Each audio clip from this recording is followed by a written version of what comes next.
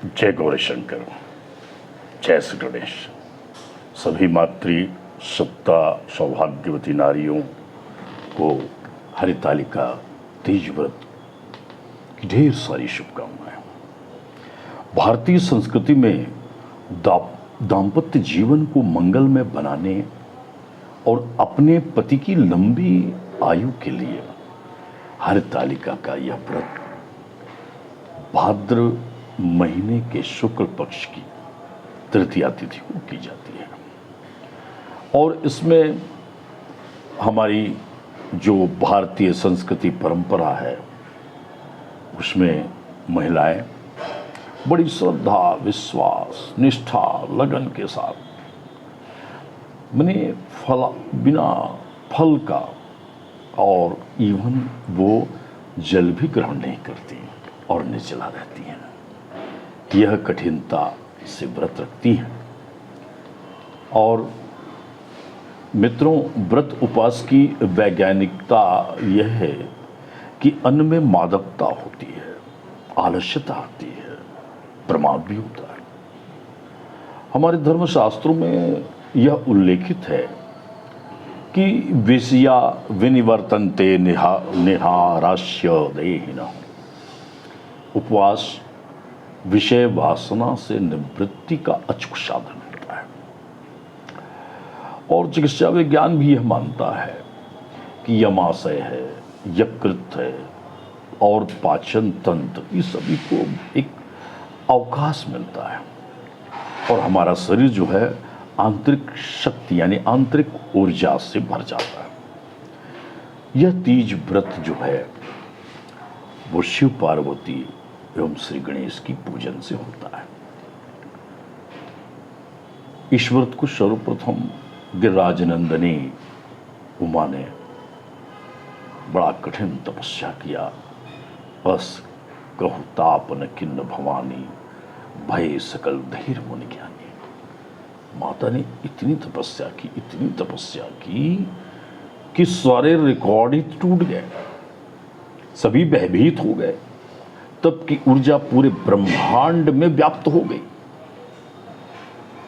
और फिर उनको इस तपस्या के फलस्वरूप उनको भगवान शिव की प्राप्ति हुई। यह तपस्या हमारे स्त्रियों के निष्ठा और अनुपम प्रेम का एक प्रतीक है। यह हमारी जो भारतीय नारियां हैं इस व्रत को विधि विधान से रहती हैं और इसका माता पार्वती के जीवन में जो घटनाएं घटी उन घटनाओं को पठन और श्रवण करती हैं।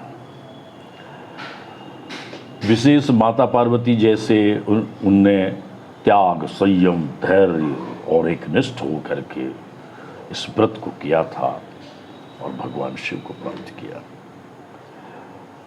तीज में हम अवश्य शिव गौरी के साथ उनके दुलारे श्री गणेश जी का दर्शन जरूर करें और ऐसी संयुक्त तस्वीर में करें।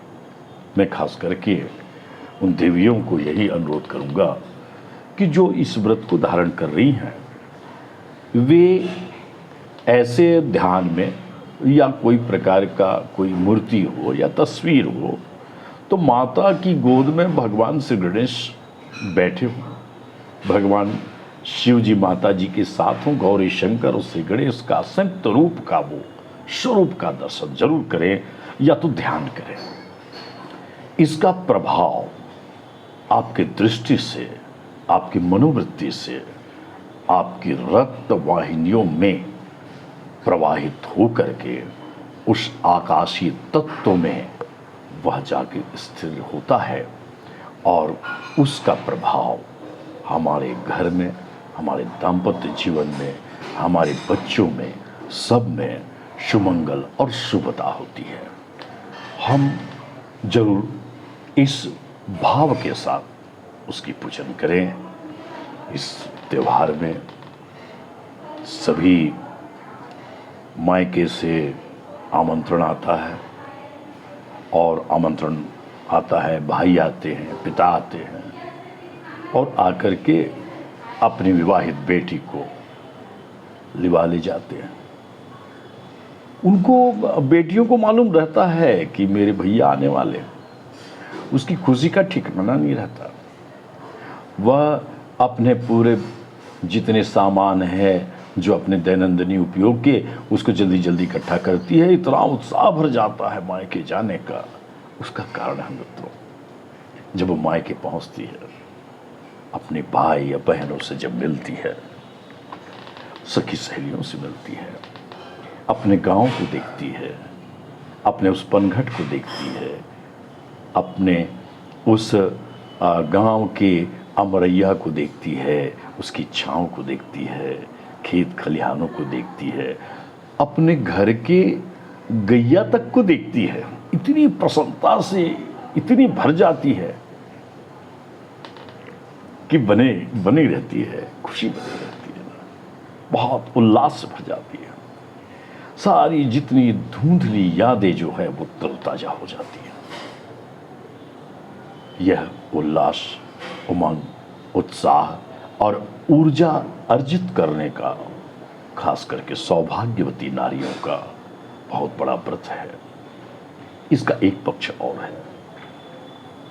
मैं उन बेटियों की तरफ भी ध्यानगत होता हूं, जब ऐसी बेटियां जो किसी कारण बस पारिवारिक क्लेश हो या परिस्थितियां हो, जो भी हो, उनके भाई की कोई आने की आहट जब नहीं होती मित्रों, तो वह बेचारी डेहरी पर खड़ी, दूर उसके मायके तक जाती हुई उस रास्ते में बाहर चौंकती रहती है और बड़ी नम आंखों से वो आने की सूचना का इंतजार करती है।